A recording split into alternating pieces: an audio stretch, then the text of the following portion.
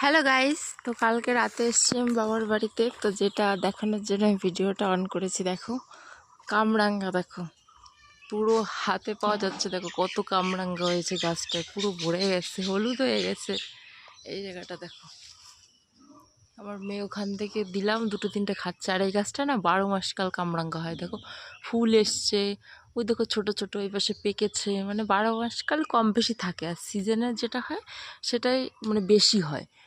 দেখো নিচেতে সব হাতে পাওয়া যাচ্ছে, এত সুন্দর হয়েছে। আর আমার শ্বশুরবাড়িও একটা গাছ আছে, কিন্তু সেই গাছটা 12 মাস কাল হয় না।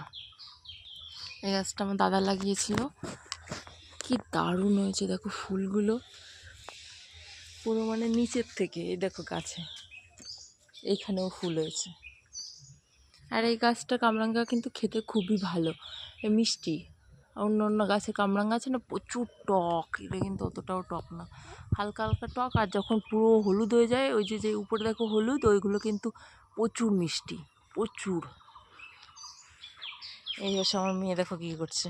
কী করছো? কামরাঙ্গা পেড়ে দিলাম, ও খাবে।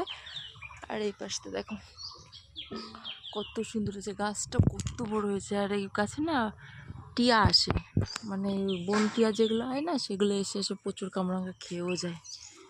দেখো কত হয়েছে। আর এটা আমার একটা ফেভারিট ফুল গাছ, কি দারুণ ফুল হয়েছে দেখো। চলো করে চলো। হ্যাঁ খেও।